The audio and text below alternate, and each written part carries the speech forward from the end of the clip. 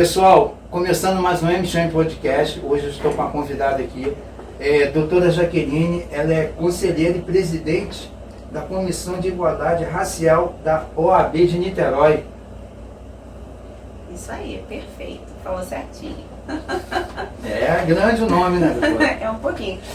Jaqueline Cristina da Silva Araújo dos Santos. E Nossa. a partir daí você já vê que o nome, né?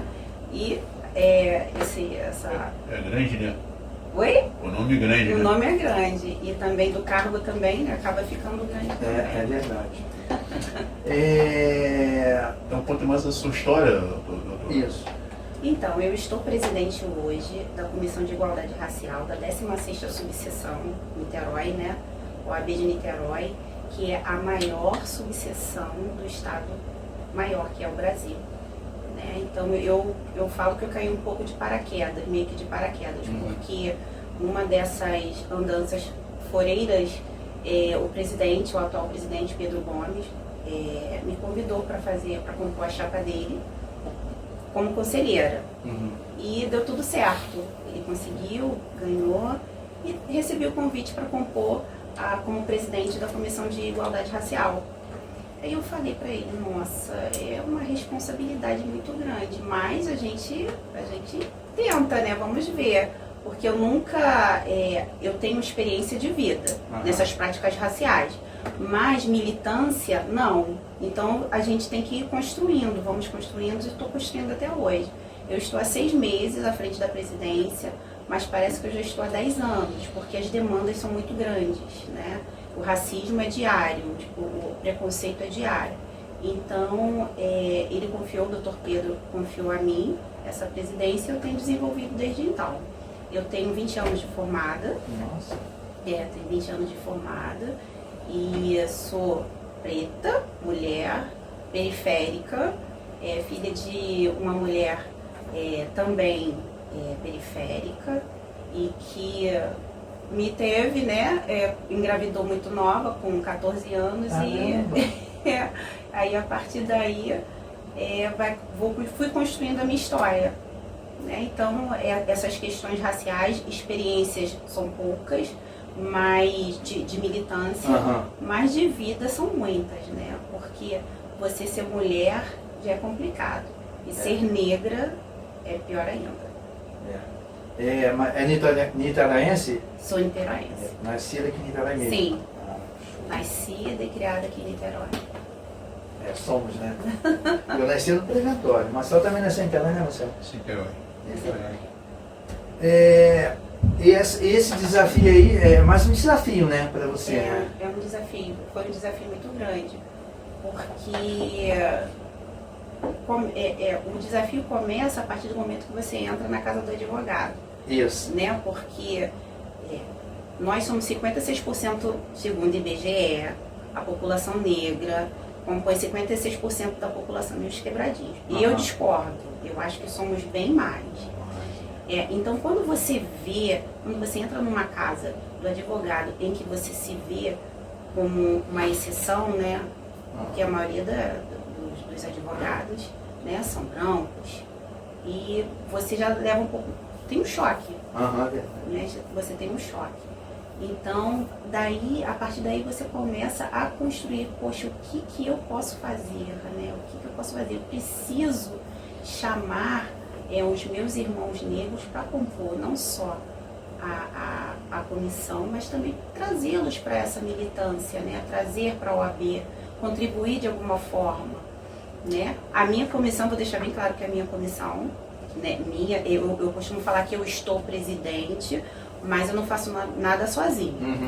A minha comissão, ela é composta pela secretária doutora Elise França, que ela é ótima, doutora Ana Paula Brum, doutora Natália Borges, doutora Renice Viana, doutor Denilson e o vice-presidente doutor Luiz Henrique. Então a gente sempre senta, tudo que a gente vai fazer, a gente senta, conversa, o que a gente pode fazer para a sociedade.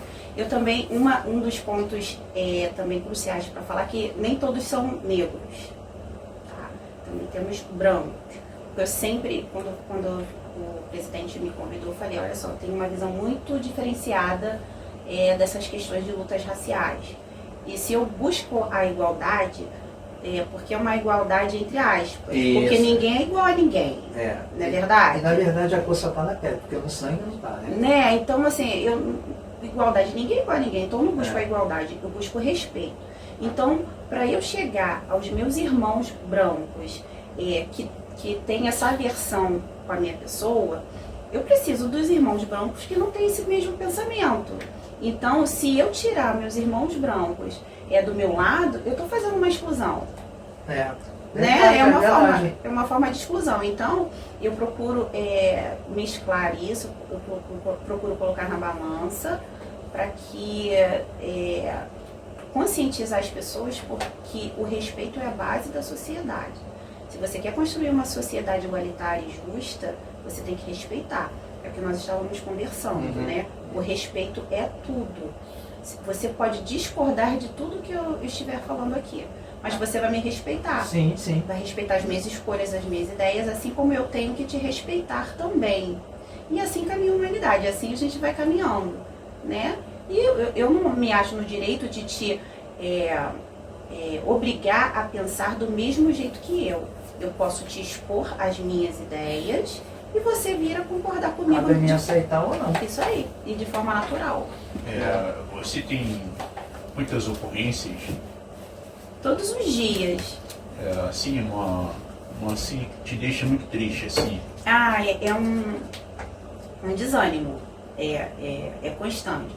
Porque qual seria o melhor dos mundos? Que nós não tivéssemos, que eu não ocupasse a presidência de uma comissão de igualdade racial. Porque se o racismo não existisse, se o preconceito não existisse, não necessariamente existiria essa questão de igualdade racial e nós não estaríamos agora batendo esse papo.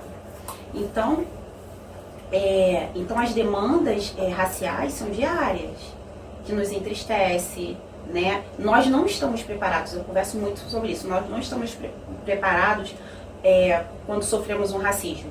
Por que eu digo isso? Porque eu, sou advogada, então eu vou saber, como vocês não são, vocês possam imaginar, não, Jaqueline, ela sabe, diante de uma situação de racismo, ela vai saber se defender. Não é bem assim que funciona. Porque até a ficha cair, você tem aquele baque, né? Eu já passei e passo por diversas situações de racismo. E muitas das vezes eu não tenho reação. Por quê? Porque é uma dor que não é uma dor só moral. Você sente fisicamente quando você sofre um racismo. Então, o meu objetivo é falar para as pessoas que, por mais que você saiba, né, que você tem leis que te ajudam e que te defendem, você não está preparado para isso. Isso é normal. Né? Normal você não estar preparado. O que não é normal é um ser humano, é um indivíduo te agredir, né, te diminuir por causa do tom da sua pele. Então, o melhor dos mundos seria que não existisse o racismo, não existisse o preconceito. Ainda mais no nosso país, que é um país miscigenado, né? Um país bem misturado mesmo. Então, todo mundo tem um sanguezinho lá, misturadinho lá, então não tem que ter. É o que eu falo direto, isso aí. Em toda profissão é uma profissão, né? As pessoas não podem te olhar porque você é uma advogada, as pessoas podem te olhar de outra forma. Mas isso? ela falou que não olha. Olha, me olha diferente. Não, eu tô te falando assim, quando te aborda, te faz algum comentário justo com você, mas não vejam tua posição, vê só o tom da tua pele. Então, toda profissão é uma profissão, você tem que tratar todos iguais. E quando ela chega como advogada, eu ia advogada, deve ter isso. É desse jeito. Nossa, advogada, que isso? É desse jeito. Não só advogada, como outras. E aquele cara tá com aquele garrão, por quê que ele tá com aquele garrão? Isso se chama racismo estrutural. É um tipo de racismo estrutural. Por que o negro não pode ter um carro? Né? Porque o negro não pode ir a um shopping sem ser perseguido por um segurança, sem um segurança o olhar de uma forma diferenciada, né? Então nós temos vários tipos de racismo. Racismo estrutural, racismo ambiental, racismo institucional, né? Então, a gente tem que refletir sobre isso. É importantíssimo refletirmos sobre esse tipo de racismo. Porque hoje em dia, né, estamos no ano de 2022, porque hoje é difícil ver um negro num cargo, né, de chefia. A gente não está sobre isso. É desigualdade no serviço, entendeu? No trabalho. Por quê? É. Né? Por que é difícil? Porque essa relutância e o objetivo... Negro e mulher também, né? Eu tenho que provar diariamente que eu sou competente. Eu tenho que provar diariamente que eu não vou sair em nenhuma escola de samba, não tenho nada contra, né? Mas não é o principal. Sim, sim. Eu sou uma profissional como toda outra, qualquer mulher. Mas para nós, mulheres e negras, é mais difícil ainda. Provar que você é capaz, provar que você não é só um estereótipo bonito, né? Provar que você é competente, provar que você pode estar aonde você quiser estar, ser quem você quiser ser. Você pode ser advogada, você pode ser mulher, pode ser médica, você pode ser dona de casa.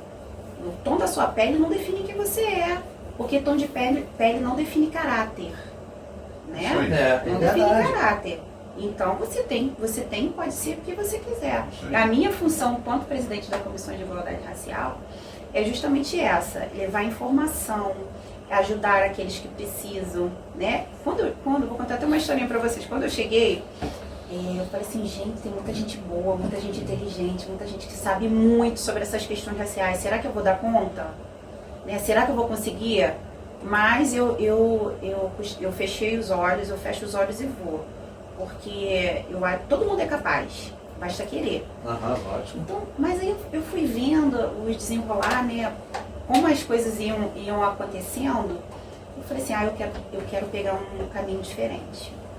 Porque tem muita gente boa falando sobre o racismo estrutural, institucional, para as pessoas que conhecem. Eu falei assim, não, eu preciso levar informação para os meus irmãos que não conhecem. Porque hoje eu estou numa situação de privilégio, querendo ou não. Eu estou numa situação de privilégio, né? Verdade. Eu vim de uma comunidade. Então, eu preciso levar para os meus irmãos que, assim como eu cheguei, né, o caminho é longo, bem longo, mas assim como eu cheguei, eles também podem chegar. E muitas das vezes os nossos irmãos não sabem que eles podem, por quê? Por falta de conhecimento. Então, eu falei assim, tem muita gente boa falando para as pessoas que já sabem dos seus direitos, dos seus deveres, dessas questões raciais, né, o que é racismo, as palavras racistas, mas tem muito irmão que não sabe, então eu vou por esse caminho, eu vou fazer um caminho inverso.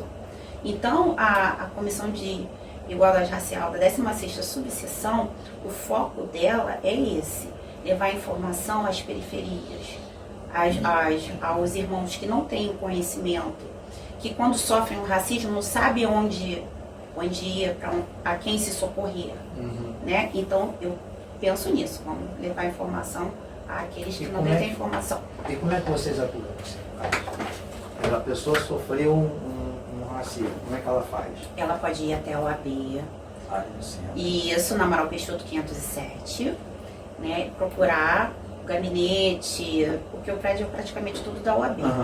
Então ali é a casa não é só, repito, ali não é só a casa do advogado, ali é a casa da sociedade como um todo. Então a pessoa sofreu qualquer ato de racismo, ela pode se encaminhar até a OAB e falar que ela está precisando de ajuda, ou de repente ela tentou fazer uma ocorrência na delegacia e não conseguiu. A gente acompanha, estamos de olho, a gente age como um órgão fiscalizador, orientador para essas pessoas.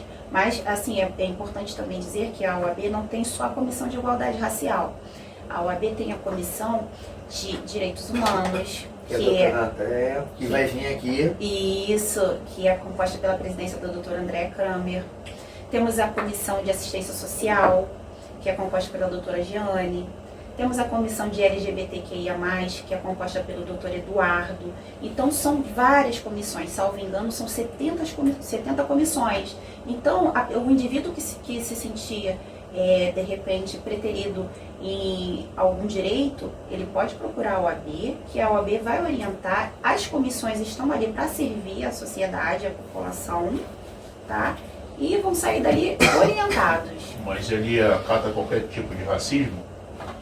Qualquer tipo de racismo de classe? Sim, De porque tudo? isso, porque na verdade existe o crime de racismo e o crime de injúria racial. É diferente. Quando a pessoa ali chegar, vai contar a sua história e a gente vai fazer essa triagem, vai verificar se esse crime atinge uma coletividade, que é o racismo, ou a um indivíduo, que é o de injúria racial. A partir daí, a gente vai orientar, porque muitas das pessoas, elas não têm essa concepção, né? Então a gente orienta e direciona. Entendi. A gente pode também oficiar aos órgãos, olha, queríamos saber como que está o caso dessa pessoa, entendeu? Não só, repito, não só de injúria racial, nós também temos a Comissão de Direito Penal, também temos a Comissão de Direito Imobiliário, de Direito Médico, de Direito Ambiental, de Direito a Comissão dos Animais. Então são várias. Então a pessoa, eu não sei o que está acontecendo. Pode, na OAB, que a Maus gente tratos, né? Com maus animais. tratos aos animais. Isso aí. E uma coisa que eu ia te perguntar, que muita gente tem dúvidas, né? O que você acha de cotas? Esse é bem complexo, né? É bem complexo.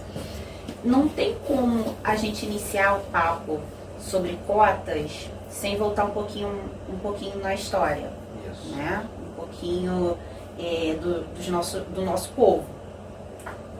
Nós somos descendentes de reis e rainhas, né? Viemos da África, nos arrastaram da África e descendentes de reis e rainhas, aqui fomos explorados, né?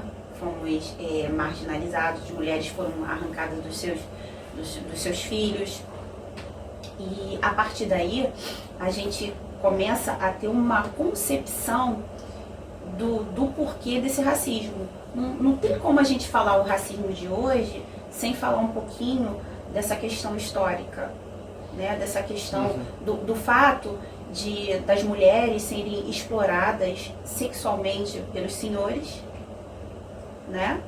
E se você partir dessa premissa, se você parar para analisar, no Brasil lá de trás, nós estávamos onde? Nas senzalas. Verdade. Né?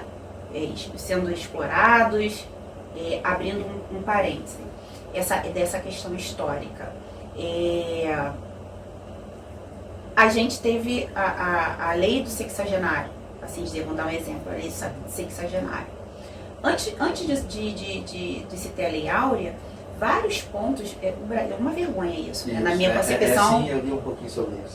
O Brasil ser o último país a abolir a escravidão, mas não foi desse jeito romântico que se conta por aí.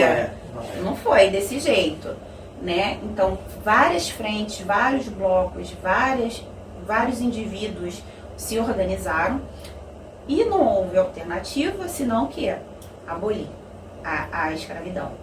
Mas se você for parar para pensar, antes de se chegar a essa abolição da escravatura, tivemos algumas leis, né? A lei do sexagenário, né? Aí você para, eu busco sempre despertar essa reflexão nas pessoas, tá? A lei do sexagenário. Será que os senhores foram tão benevolentes, foram tão bons realmente e instituiu essa lei do sexagenário? O que acontecia quando o escravo, né, quando a pessoa conseguia chegar aos 60 anos, porque você, os anos passarem, você não tem uma alimentação adequada, você só trabalhar e apanhar, era bem mais difícil você chegar aos 60 anos de idade, né? Era muito difícil. Quando ele chegava aos 60 anos, tô liberto. A pessoa que viveu, teve uma história de vida tão maçante como essa, o que ele vai fazer com 60 anos? Ele vai ter condições? Vai trabalhar Vai trabalhar de quê? E a toco de comida, vai continuar lá. Então, na minha concepção, né? Ah, tá, foi muito fácil, tá? Lei do sexagenário, beleza. Você não acha que os senhores não queriam mais ter esta responsabilidade com aquele indivíduo que completou 60 anos e não podia mais trabalhar? É isso aí. Ah, então a lei é contada da forma, a lei sexagenária é contada da forma como efetivamente foi? Não. Vamos falar um pouquinho também da lei do ventre livre, né? Os filhos de negras, né? Nascidos a partir dessa lei serão livres. Tá ótimo, serão livres. A mãe dele ia continuar sendo escrava. Ele nascia, a mãe continuando sendo escrava. Ele não vai continuar sendo escravo? Porque quem vai amamentar? Quem vai dar o que comer? Claro. Então, eu sempre luto e converso sobre isso. É preciso que os negros saibam efetivamente o que aconteceu historicamente. É indispensável que nós saibamos da nossa história, da forma como ela efetivamente aconteceu. Porque é muito fácil falar, lei do sexagenário, lei áurea e tal. Mas, na verdade, tem uma história por trás disso, né, que não é bem assim. Então, daí a importância de se ter essa história nas escolas hoje. E nós não temos. Apesar de termos leis para isso, efetivamente a gente não tem. Né? Então, voltando à sua pergunta da questão das cotas raciais, um povo que foi preterido, que foi tirado vários benefícios historicamente já comprovados, hoje eles não precisam de uma reparação. E aqui eu não estou falando que o negro não tem a mesma capacidade que o branco, não estou falando isso. Mas, na verdade, as oportunidades aos negros são totalmente diferentes. Porque não tem muito tempo, os filhos dos negros não podiam estudar. Então, a lei de cotas ela foi criada justamente para reparar, né? E nesta criação, essa lei de cotas ela será momentânea. Eu acho um pouquinho difícil, né? Porque o racismo ele é continuado, né? Infelizmente.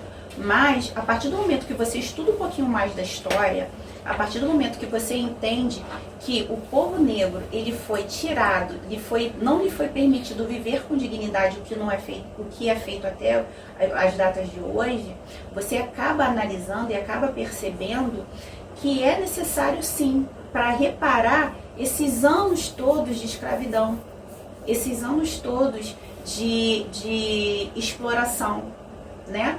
Porque o negro foi tirado da senzala, mas foi colocado nas favelas. É isso aí, mas eu não sei, mas você teve algum caso lá na OAB que puxar pra você. Que alguém entrou lá falando assim, Puxar assim, ó. doutor, eu continuo sendo escravo. Aí você fala, por quê? Pô, entre 7 horas da manhã, sai 7 horas da noite, direto. Então também sou. E o salário não melhora. O salário mínimo aí é brincadeira, né? Mas é tipo uma exploração, é um capitalismo selvagem, né? É dessa forma, é dessa maneira. Porque, na verdade, por isso que eu digo, a gente saiu das senzalas para a escravidão atual de quê? Porque se você for reparar, se nós somos 56% da população e um pouco mais, por que é difícil você ver um negro aí nas repartições públicas? Os negros estão alocados nas comunidades e nas favelas. Isso aí. Né? Você vê para Mas o artista ter uma grade melhor em certas emissoras aí, não vou comentar o nome, foi pouco tempo, não foi tanto tempo que era protagonista, né? Por que o negro tem que atuar apenas como apenas para servir? É isso que eu estou falando. Né? Infelizmente, essa questão histórica, né, essa questão racial, essa doutrinação, porque nós fomos doutrinados a servir. Nós fomos doutrinados a apenas assumir o papel de submissão. Então a gente tem que desconstruir isso, sabe? É um caminho longo, sim, mas eu penso que todos nós temos esta responsabilidade, que é uma responsabilidade global, não é uma responsabilidade minha, sua, é uma responsabilidade maior. Por isso que eu acho, e por isso, né, que eu penso que a cota racial é precisa para o quê? Para que nós façamos esta reparação histórica, tá? Por isso que eu acho indispensável essa questão da cota racial, entendeu? Embora a gente tenha visto aí nas mídias, né, algumas pessoas burlarem, né, se autodeclararem negros e quando você verifica, na verdade, não são.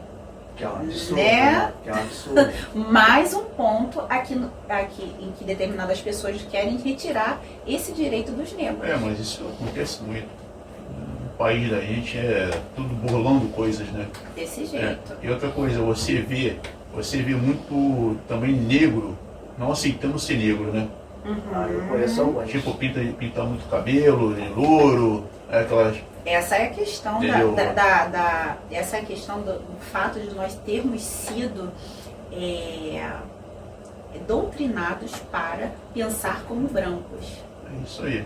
Eu tenho uma colega que ela é presidente da comissão de uma outra subseção e ela falou para mim, doutora, eu tenho uma dificuldade de conseguir componentes delegados para minha comissão porque eu estou vendo um colega que não se acha que é negro.